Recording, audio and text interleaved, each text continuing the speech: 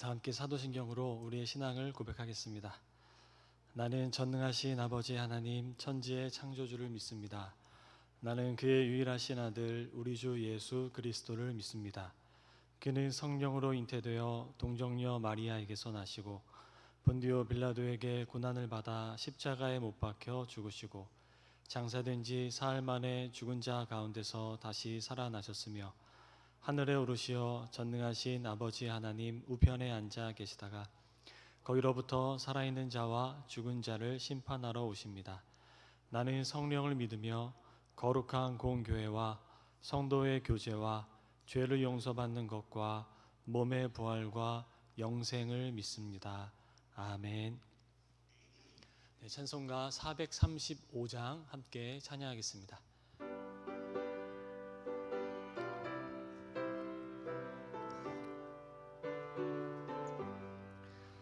나의 영원하신 기여 생명보다 귀하다. 나의 갈 길 나가도록 나와 동행하소서. 주께로 가까이 주께로 가오니 나의 갈 길 나가도록 나와 동행하소서. 세상 부귀한 일함과 모든 명예 버리고 험한 길을 가는 동안 나와 동행하소서. 주께로 가까이 주께로 가오니 나의 갈 길 나가도록 나와 동행하소서. 어두운 골짜 지나가며 험한 바다 건너서 천국 문에 이르도록 나와 동행하소서.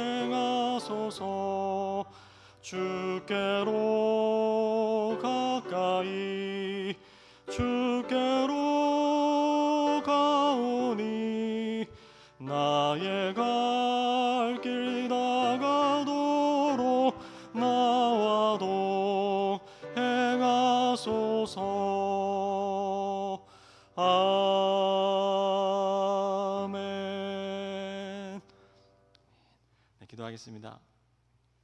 하나님 아버지, 오늘도 우리에게 허락한 이 한날 가운데 주님께 가까이 주님과 동행하는 하루가 될 수 있도록 인도하여 주옵소서.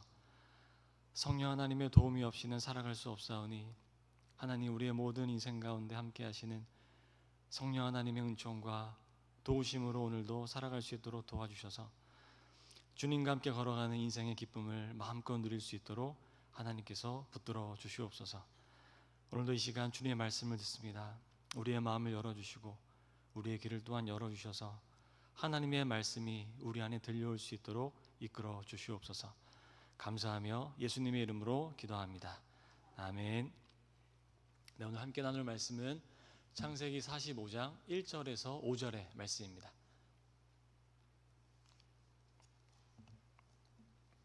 45장 1절에서 5절의 말씀을 우리 한 절씩 교독하고 마지막 절은 함께 읽겠습니다.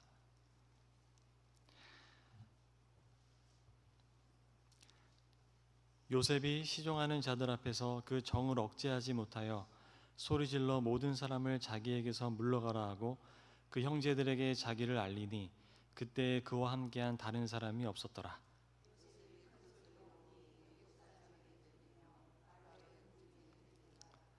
요셉이 그 형들에게 이르되 나는 요셉이라 내 아버지께서 아직 살아계시니이까. 형들이 그 앞에서 놀라서 대답하지 못하더라.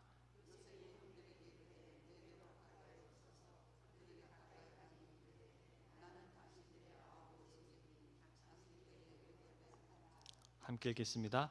당신들이 나를 이곳에 팔았다고 해서 근심하지 마소서. 한탄하지 마소서. 하나님이 생명을 구원하시려고 나를 당신들보다 먼저 보내셨나이다. 아멘. 이제 에바다 찬양대의 찬양이 있겠습니다.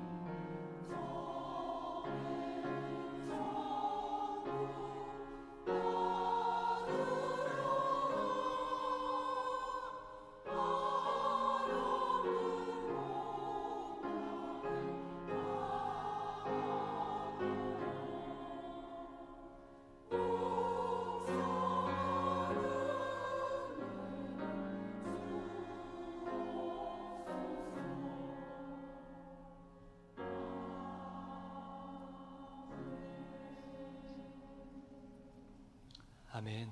우리 에바다 찬양대의 귀한 찬양 하나님께서도 기쁘게 받으신 줄로 믿습니다. 우리가 창세기를 계속 묵상하고 있는데요. 요셉이 약 17세에 형들에 의해서 미디안 상인들에게 팔리게 되죠. 또 보디발의 집에서 종으로 보낸 기간, 그러면서 억울하게 누명을 쓰고 감옥에서 갇혀 지낸 기간을 합치면 약 13년 정도입니다. 또 이후 바로의 꿈을 해석하여 총리로 지내며 7년간의 풍년 기간을 지나고 2년간의 흉년 기간을 더하면 이 모든 기간을 다 합치면 약 22년의 세월입니다. 그러니까 지금 45장에서 요셉이 형들에게 드디어 자신을 밝히면서 재회할 때는 22년의 시간이 흐른 뒤에 시점인 것입니다.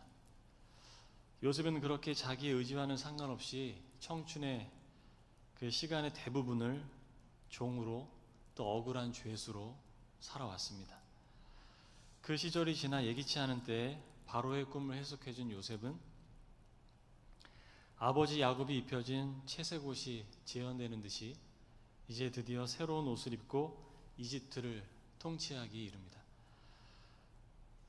총리가 되기 전 약 13년여의 세월 동안 요셉은 종으로 지내고 감옥에 갇혀 지내면서 과연 스스로 어떤 질문들을 하며 견디어 왔을까요? 또 종으로 살며 고된 일을 마치고 잠이 들기 전에 요셉에게 풀리지 않는 의문은 무엇이었을까요? 누명을 쓰고 감옥에 갇혀 지낼 때 요셉은 과연 삶에 대해서, 신앙에 대해서, 인생에 대해서 어떤 생각을 했을까요? 2절의 통곡과도 같은 눈물은 지나온 22년의 세월의 무게를 고스란히 전해주고 있습니다. 요셉은 결코 그 모든 순간을 다 초연하게 받아들인 것은 아니었을 것입니다. 그리고 이제야 형들을 다시 만나니 주마등처럼 지나온 그 22년의 세월이 떠올라 그만 통곡이 터져 나온 거겠죠. 성경에 기록된 믿음의 사람들은 모든 일을 다 초연하게 이겨낸 인간미 하나도 없는 그런 인물들로 우리가 그려낼 때가 있지는 않나 싶습니다. 요셉의 이야기 역시 불과 몇 페이지에 불과하죠. 22년의 세월을 담기에는 아주 짧은 쪽수입니다. 다만 이 짧은 이야기가 우리에게 말씀하고 있는 것이 무엇일까요? 45장 2절 말씀들을 보면 마치 형들과 밀당하듯이 자신의 존재를 감춰온 요셉은 드디어 자신을 드러내 보이고 있습니다. 설령 눈앞에 있는 이집트의 총리가 진짜 요셉이라고 해도 마냥 기뻐할 수만은 없었던 형들에게 요셉은 먼저 그 마음을 헤아리면서 말하고 있어요. 5절입니다. 당신들이 나를 이곳에 팔았다고 해서 근심하지 마소서, 한탄하지 마소서. 하나님이 생명을 구원하시려고 나를 당신들보다 먼저 보내셨나이다. 아멘. 성경은 바로 이 말씀을 우리에게 들려주고자 하는 것입니다. 하나님은 여전히 계시다. 하나님의 약속은 계속해서 흘러가고 있다. 그 말씀을 우리에게 들려주고자 하는 거예요. 요셉의 이야기를 비롯한 이 창세기의 족장사는 오늘을 사는 우리에게 인생은, 신앙은 그리 단순한 것만은 아니라고 말씀하고 있습니다. 인생에는 속임수와 배신도 있고 환희와 눈물도 있고 빛과 어두움도 있다는 거죠. 아브라함과 야곱과 요셉이 겪었던 것처럼 하나님의 부르심을 받아도 여전히 의문은 남아있고 모든 일이 제 마음대로 되는 것은 아니라고 우리에게 말씀하고 있는 겁니다. 그럼에도 그 속에서도 하나님의 역사가 있고 우리가 눈치채든지 못 채든지 너무 희미해서 보이지 않든지 상관없이 하나님의 약속은 계속해서 이루어져 가고 있다. 그 말씀을 하고 있는 거죠. 그러니 창세기의 이 족장사는 우리 인생 속에서 속임수와 배신을, 환희와 눈물을 경험해도 너무 이상하게 여기지 말라고 당부하고 있는 것입니다. 어쩌면 바로 그것이 신앙과 무관한 것이 아니라 오히려 너무나도 신앙적인 것이라고 말씀하고 있는 거예요. 그러한 일을 당하는 것이 신앙적인 것이 아닌 것이 아니고 그러한 것을 당하는 것이 오히려 신앙적인 것이다라고 말씀하고 있는 거죠. 우리가 간혹 신앙에 대해 회의감이 들 때가 있죠. 그것은 분명 신앙의 긍정적인 측면들, 기도하면 무언가 다 이루어져야 되고 나의 인생이 남들과는 좀 달라져야 한다는 그런 긍정적인 측면 때문입니다. 그런 것들이 남들과 비교했을 때 잘 이루어지지 않으면 우리가 간혹 신앙에 대해서 회의감이 들 때가 있는 겁니다. 그러나 신앙에는 분명히 요셉이 종과 죄수로 살았던 13년의 세월 역시 있음을 말씀하고 있어요. 그것 또한 신앙이라고 말씀하고 있습니다. 그 역시 신앙의 한 측면이라는 거예요. 그리고 성경은 그런 세월 속에서도 하나님은 여전히 요셉과 함께하고 계셨음을 전하고 있습니다. 그러니 요셉의 이야기는 단지 신앙을 성취의 측면으로 보지 말 것을 당부하고 있는 거예요. 왜냐하면 신앙이란 나의 인생을 위한 도구가 아니기에 그렇습니다. 요셉이 총리가 됐다는 건 우리 내면 깊숙한 곳에 욕구와 욕망을 늘 건드리죠. 우리는 거기에만 집중하기 쉽지만 이 말씀은 우리에게 거기에만 집중하지 말고 하나님의 구원의 섭리가 어떻게 이루어져 가고 있는지를 보라고 말씀하는 거예요. 하나님의 약속의 신실함에 한번 집중해 보라고 당부하고 있는 겁니다. 나의 현실을 넘어 역사하시는 하나님의 신비를 마주해 나가는 것이 신앙의 현실이기에 그렇습니다. 그렇다면 우리의 인생에게도 이 이야기는, 족장의 이야기는, 요셉의 이야기는 그대로 적용이 됩니다. 하나님의 구원의 섭리는 여전히 우리의 삶 속에 이루어져 가고 있다는 거예요. 하나님의 약속의 신실함은 여전히 변함이 없다는 겁니다. 우리가 우리 자신의 삶을 어떻게 받아들이든지 하나님은 모든 인생의 계절마다 함께 하셔서 우리를 지금 구원의 길로 인도하고 계시다는 겁니다. 우리가 전철을 타면 이 전철이 제때에 멈춰줄지 아니면 경로를 이탈하지는 않을지 별로 걱정하지는 않죠. 우리 안에 경험이 축적된 그 신뢰가 쌓여져 있어서 전철을 타도 그렇게 불안해하지는 않습니다. 비록 앉을 자리가 없어서 다리가 좀 아플 때도 있고 사람들이 많이 타서 불편할 때가 있지만 언젠가 목적지에 도착할 것을 우리가 이제는 그렇게 의심하지는 않습니다. 하물며 우리의 인생의 주관자이시고 우리의 인생을 이끄시는 분이 하나님이시라면 여러분 어떻겠습니까? 때로는 요셉과 같은 그 질곡의 시간을 보낸다 할지라도 하나님이 우리를 떠나시겠습니까? 내가 조금만 잘못하면 하나님은 뒤돌아서 가시는 그런 분이실까요? 요셉의 이야기, 족장의 이야기는 인생과 신앙의 다양한 측면에도 불구하고 약속을 지키시는 하나님을 바라보라고 말씀하는 겁니다. 하나님이 반드시 목적지까지 인도해 가실 것임을 신뢰해 보라고 말씀하고 있는 거예요. 바로 그 하나님이 아브라함과 이삭과 야곱과 요셉의 하나님이시자 우리의 하나님이시고 나의 하나님이십니다. 여러분 그 하나님을 바라보십시오. 그 하나님을 신뢰하십시오. 믿어지든 믿어지지 않든 하나님의 약속은 우리 인생 속에 변함없이 흘러가고 있습니다. 네, 우리 함께 기도하겠습니다. 이 시간 다 함께 기도하실 때 하나님, 신앙을 나의 인생을 위한 도구 삼지 않도록 도와주십시오. 나의 현실을 넘어 역사하시는 그 하나님의 신비를 바라볼 수 있도록 도와주십시오. 하나님을 바라보며 아브라함과 이삭과 야곱의 하나님이, 요셉의 하나님이 나의 하나님이심을 신뢰할 수 있도록 도와주십시오. 이렇게 믿음을 가지고 잠시 기도하겠습니다.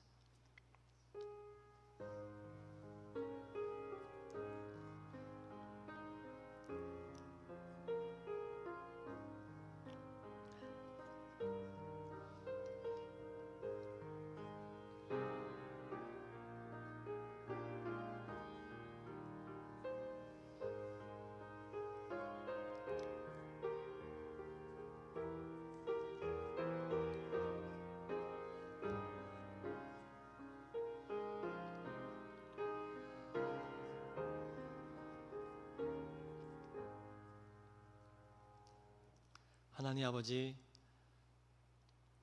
우리의 인생에는, 신앙에는 요셉의 13년도 있음을 기억합니다. 신앙에는 늘 밝은 측면만 있는 것이 아니고 어두움도 있고 질곡도 있고 눈물도 있음을 기억합니다.